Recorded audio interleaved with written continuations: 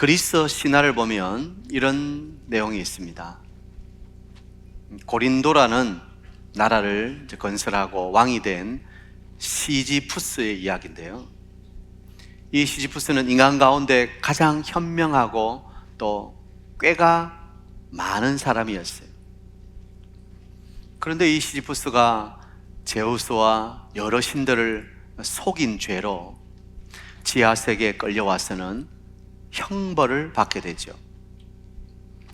그 형벌이 무엇이냐 하면 산에 큰 바위를 꼭대기까지 밀어서 올리는 거예요.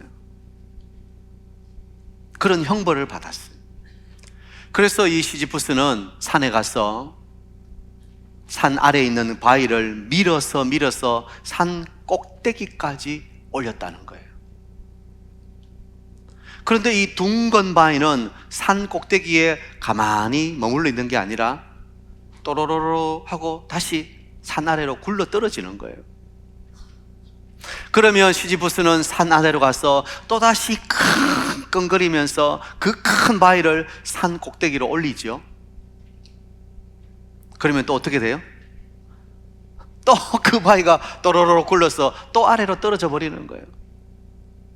그러면 또 내려가서 끙끙거리면서 바위를 산 꼭대기로 올리고, 그러면 바위는 또 떨어지고 올리고 떨어지고 올리고 떨어지고, 이것을 계속 반복하는 그런 이야기가 나오죠. 저는 이 이야기를 보면서 우리 인생도 이 시지푸스처럼 무거운 인생의 짐을 정상으로 끝없이 올리는 일을 반복하는 그런 삶이 아닌가 생각이 드는 거예요. 사람은 누구나 예외 없이 인생에 무거운 짐을 지고 살아갑니다. 사업이나 또 직장이나 가정에, 자녀 양육에, 때로는 이 질병의 무거운 짐이 우리의 마음을 꽉 짓누를 때가 한두 번이 아니죠. 살다 보면 산다는 것이 너무 힘들게 느껴질 때가 참 많다는 거예요. 여러분은 어떠세요? 아마 여러분도 고개를 끄덕끄덕 하시는 거 보니까 다 그러시대요. 참 산다는 게 쉽지가 않아요. 오늘 성경을 보면 다윗도 마찬가지예요. 다윗도 한 나라의 왕으로서 나라를 다스리고 백성들을 평안하게 인도해야 할 그 무거운 책임을 지고 있었던 거예요. 다윗은 이 문제를 혼자 감당할 수가 없었어요. 그래서 그는 짐이 무거울 때마다 어떻게 했죠? 그 짐을 하나님께 가지고 나가는 거예요. 그리고 하나님께 맡기는 거예요. 기도하는 거예요. 그때마다 하나님은 다윗의 짐을 져주셨다. 날마다 우리의 짐을 지시는 주. 오늘 다윗의 이 고백은 그가 무거운 짐을 지고 나갈 때마다 그 무거운 짐을 받아주시고 져주시는 그 놀라운 구원의 하나님을 만나고 그 하나님을 찬송하고 있는 본문이죠. 짧은 아주 본문이지만 여기에는 우리가 말씀을 묵상하며 생각해 봐야 될 것들이 참 많은 거예요. 우리 인생도 짐을 지는 인생이에요. 시간이 갈수록 이 짐은 점점 무거워져요. 어릴 때는 잘 몰라, 그죠? 그냥 마냥 행복하고 즐겁고, 갈수록 그런데 이 짐이 점점 가중되는 거죠. 무거워지는 거죠. 자신의 삶의 무게가 적당하여 살아갈 만하다고 말할 수 있는 사람은 아무도 없을 거예요. 누구나가 자신이 진 이 짐이 가장 무겁다고. 왜? 군대도 그렇잖아요. 군대도 어디가 제일 힘들어하면 자기가 있는 군대가 제일 힘들어요. 자신이 지금 짊어진 이 삶의 무게가 누구보다도 가장 힘든 거예요. 그런데 성경을 보면 예수님께서 이렇게 무거운 짐으로 수고하는 인생들을 향해서 친히 말씀해 주셨어요. 자막을 보면서 다 같이 시작. 수고하고 무거운 짐진 자들아 다 내게로 오라.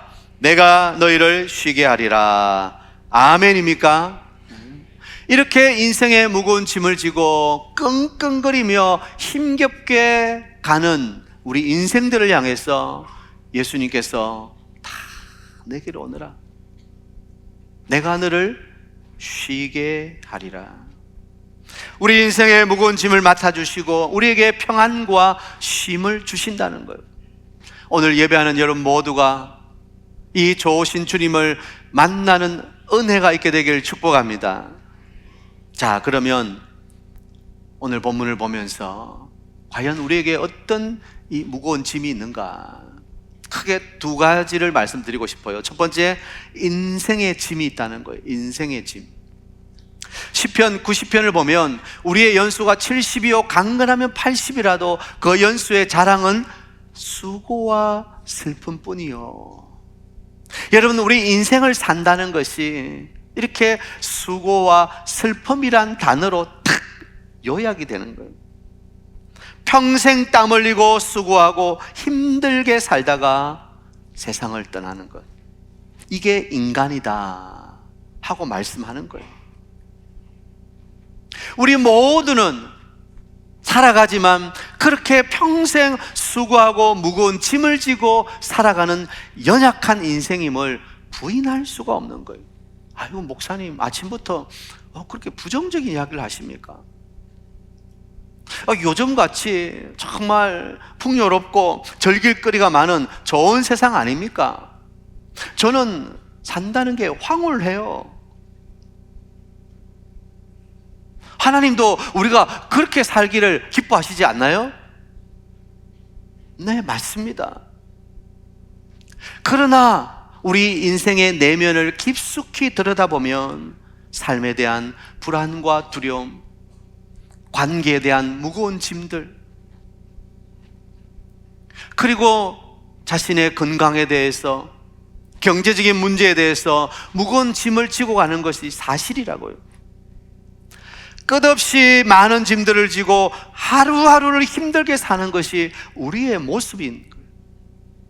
어떤 사람은 이 짐이 너무 무거워서 더 이상 버티지 못하고 스스로 달려갈 길을 포기하는 사람도 우리 주위에 얼마나 많은지 몰라요.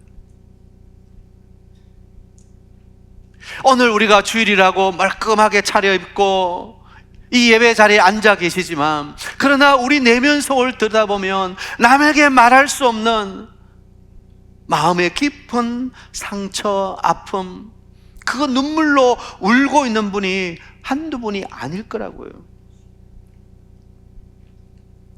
오늘 그것을 다 자세하게 말씀드릴 필요도 없을 거예요.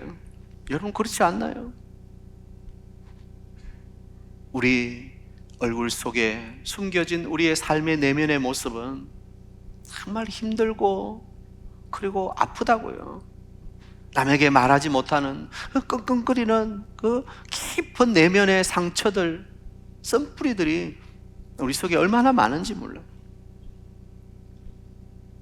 이렇게 우리의 인생이란 자체가 고난인 거예요. 가시밭길인 거예요. 자, 그런데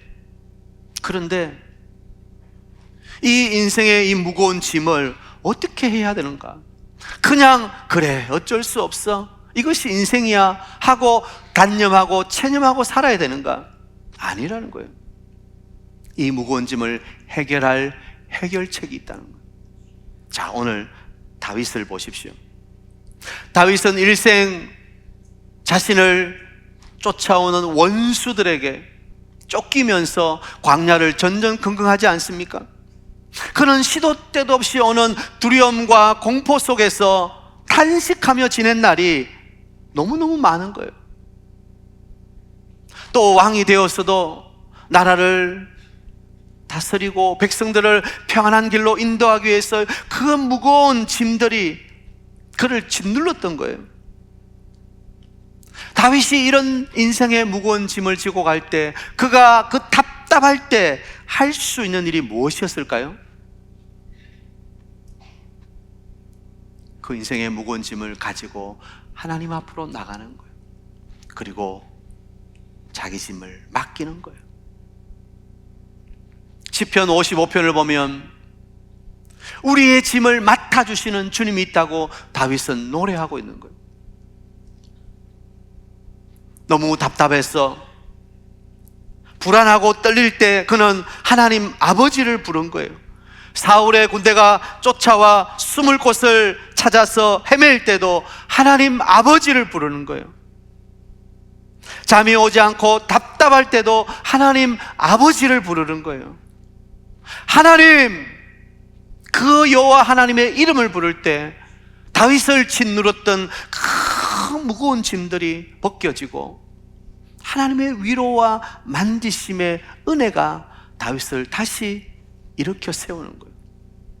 그래서 시편을 보면 다윗은 탄식하다가 부르짖다가 그 하나님의 은혜를 만나고 그 구원의 하나님의 손길을 경험하고 그 탄식이 변해서 찬송하게 되는 것을 우리 시편에서 많이 보는 거예요. 자기가 어려울 때마다 하나님께 짐을 맡기며 하나님께 매달려 보니까 진짜 하나님이 자기의 짐을 맡아 주시더라는 거예요. 시편 55편 16절을 보면 나는 하나님께 부르짖으리니 여호와께서 나를 구원하시리로다. 17절 저녁과 아침과 정오에 내가 근심하여 탄식하리니 여호와께서 내 소리를 들으시리로다. 다윗은 무거운 짐을 지고 끙끙거리고 있다가 그래, 내가 왜 이러고 있지? 나의 하나님 아버지가 계신데, 그리고는 그 하나님께로 나아가 하나님께 탄식하며 부르짖어 기도할 때 하나님께서 그 다윗의 무거운 짐을 져주시는, 여기 참 재밌는 것은 하나님께서 다윗의 짐을 없애주셨다 그렇게 표현하는 게 아니에요. 져주셨다. 참 재밌는 표현이에요. 하나님께서 우리의 짐을 져주신다. 하나님이 우리의 마음을 공감해 주시고 이해해 주시고 함께 아파해 주시고 함께 울어 주시고 우리와 함께 손잡고 그래, 너무 힘들고 무겁지? 내게로 맡겨라. 그리고는 우리 손을 잡고 하나님이 함께 걸어가 주신다는, 그냥 하나님은 하늘에서 우리가 기도할 때 알았다 하고 그 요술방망이로 뿅 해가지고 우리의 짐을 없애주시는 것이 아니라 그분이 친히 우리 곁으로 오셔서 우리 손 잡아주시고 우리의 짐을 함께 지고 때론 대신 지고 함께 걸어가 주신다는 거예요. 다윗은 그것을 경험하면서 하나님께 기도하지 않을 수가 없었던 거예요. 기도하면 짐을 맡기는 것이기 때문에. 결국 다윗에게서 배우는 해결 방법이 뭐라고요? 구체적인 방법은 기도라는 거예요. 기도. 우리의 인생의 무거운 짐을 기도로 하나님께 맡겨야 된다. 여러분, 왜 우리가 하나님께 맡기지 못합니까? 하나님을 믿지 못하기 때문에. 정말 하나님이 내 짐을 맡아주실까? 정말 하나님이 내 짐을 져주실까? 불안한 거예요. 의심이 되는 거예요. 그러나 다윗은 그 하나님을 철석같이 믿었어요. 다윗이 이렇게 기도로 매달릴 수 있는 이유는 믿음이었어요. 하나님 아버지에 대한 믿음. 하나님은 나의 기도를 반드시 들으신다. 하나님은 나를 구원하시는 나의 아버지시다. 다윗은 철저하게 이것을 믿었던 것입니다.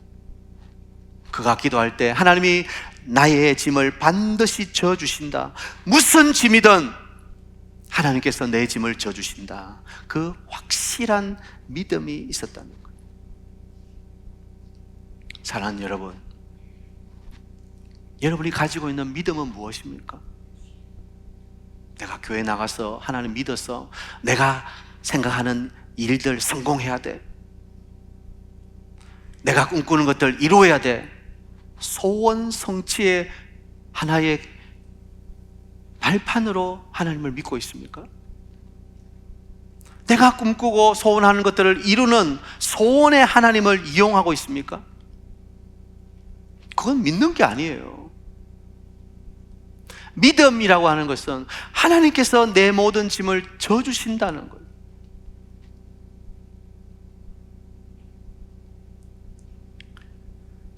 우리가 하나님 아버지하고 부르짖어 기도하지 못하는 이유는 그 하나님이 진정 나의 아버지신 것을 확신하지 못하기 때문에.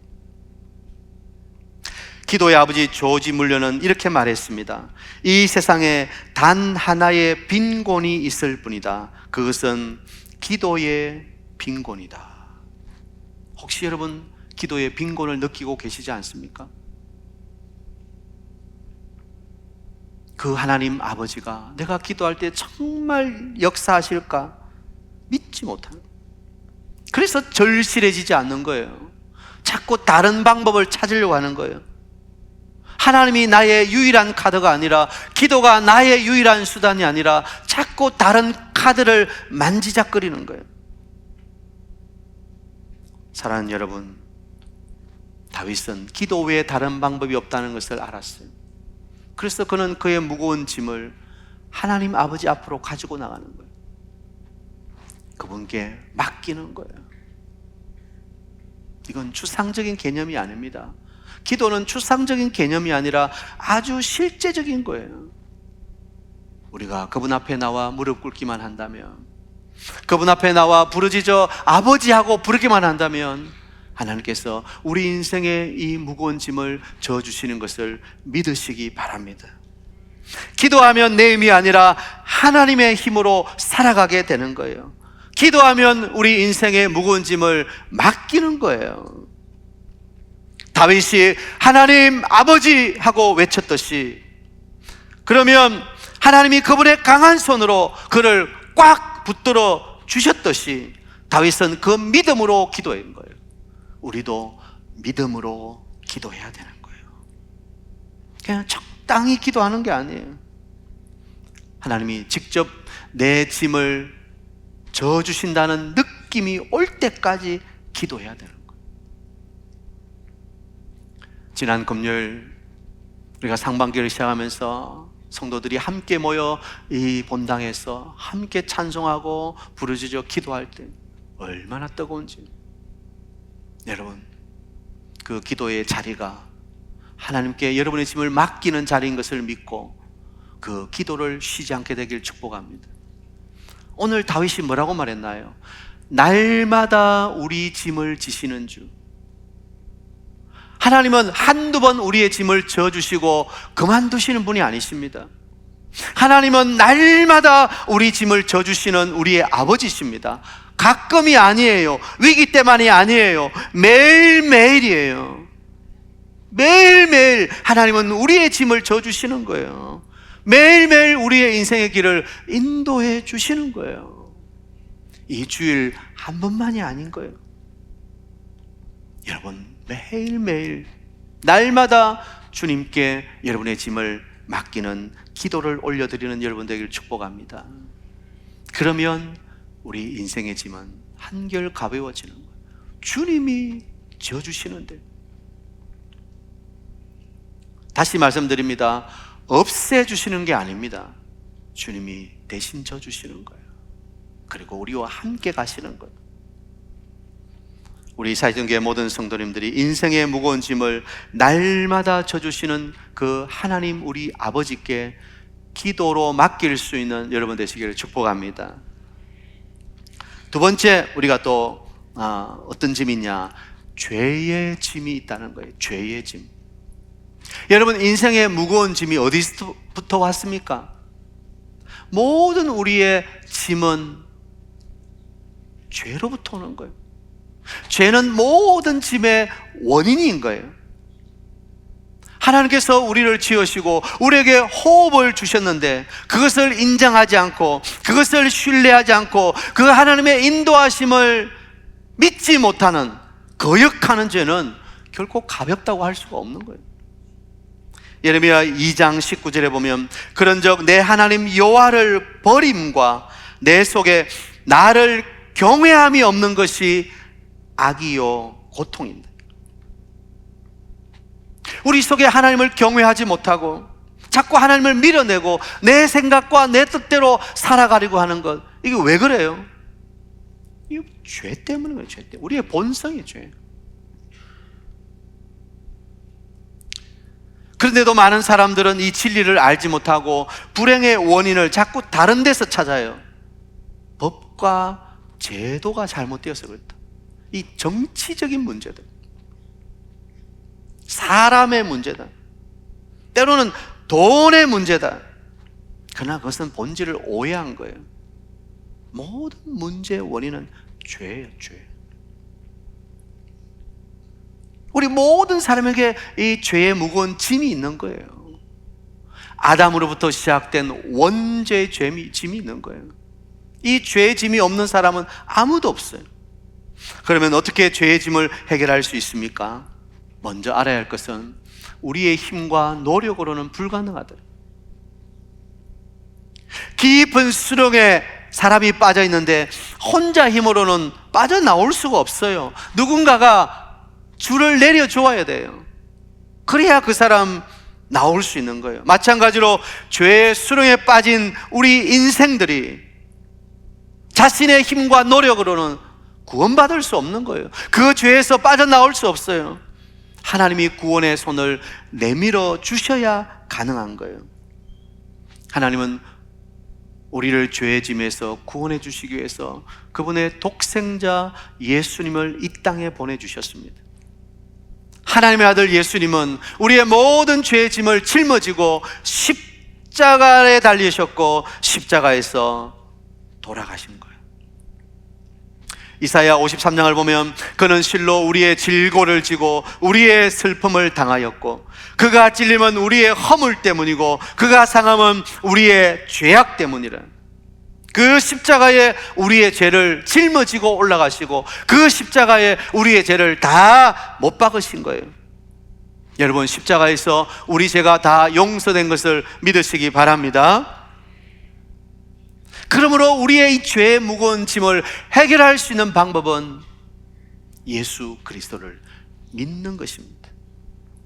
믿는 것이 곧 이 죄의 무거운 짐을 해결할 수 있는 유일한 방법인 거예요.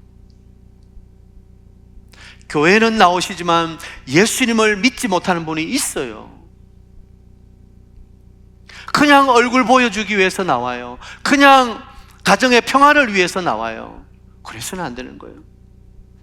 우리 모두가 짊어지고 있는 이 죄의 무거운 짐을 예수 그리스도 그 이름 외에는 해결할 방법이 없는 거예요. 예수님은 우리의 무거운 죄의 짐을 대신 지시고 그 십자가에 달려 죽으신 거예요. 이것이 바로 성경이 말하는 복음이라는 거예요. 하나님이 세상을 이처럼 사랑하사 독생자를 주셨으니 누구든지 그를 믿는 자마다 멸망하지 않고 영생을 얻게 하려 하심이라. 이것은 성경의 핵심인 거예요, 핵심. 우리가 성경을 읽고 좀 더 선한 사람이 되어야 되겠다, 좀 더 좋은 남편이 되어야겠다, 좀 더 좋은 아내가 되어야 되겠다, 그러기 위해서 성경을 읽는 게 아니에요. 성경은 이 무거운 죄의 짐을 우리가 어떻게 해결해야 돼, 그 하나님의 사랑이 십자가에서 어떻게 나타나는지를 알려주는 생명책인 거예요. 사랑하는 사역동교회 성도 여러분, 저는 우리 성도님 중에 한 분도 그냥 교회에 왔다 갔다 하는 분이 없게 되기를 바랍니다. 여러분이 짊어지고 있는 죄의 이 무거운 짐, 여러분의 힘으로는 벗을 수 없어요. 우리가 아무리 선한 일을 많이 한다고, 착하게 산다고 벗겨지는 게 아니에요.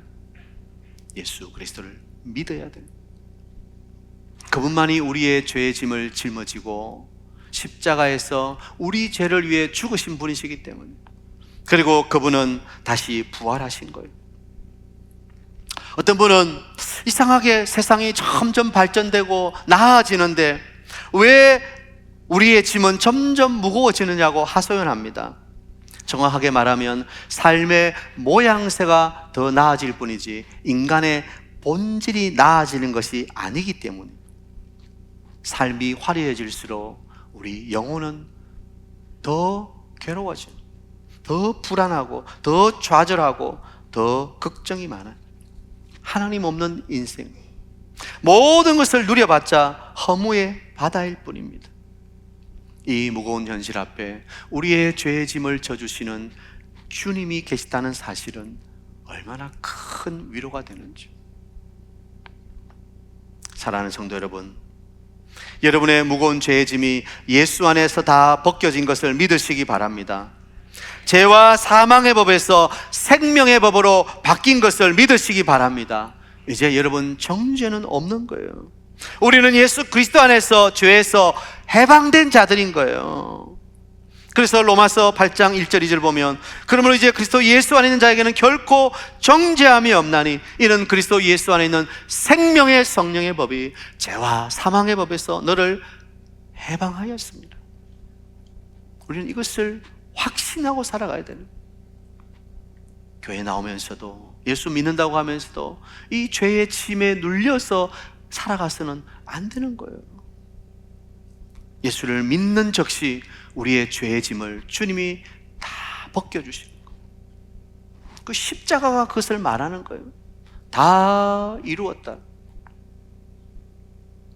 여러분, 신앙생활은 단순히 감정적 평안을 누리기 위한 게 아니에요. 교회 가서 예배드리고 목사님 말씀 듣더니 내 마음이 참 많이 좋아졌다, 단순히 평안을 누리기 위해서 신앙생활을 하는 게 아니에요. 신앙생활은 나의 이 무거운 짐을 벗겨주시고 날마다 짐을 대신 져주시는 그 주님을 바라보며 따라가는 영적인 과정들인 거예요. 사랑하는 여러분, 날마다 오늘도 내일도 우리의 짐을 져주시는 분이 계십니다. 그 구원의 주님이 바로 예수 그리스도이십니다.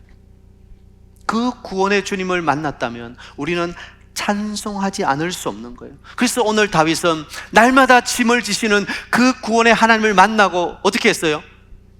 찬송하는 거예요. 찬송은 단순한 노래가 아니라 날마다 우리 짐을 지시는 주님을 향한 가장 적극적인 신앙 고백인 거예요. 찬송은 신앙 고백이에요. 신앙 고백이 있어야 되는 것입니다. 그러므로 여러분, 찬송을 감상하지 말고 찬송하십시오. 그것이 여러분의 신앙 고백이기 때문에. 또 찬송은 영적 승리의 비결인 거예요. 찬송할 때 우리를 덮고 있는 무거운 짐들이 물러가는 거예요.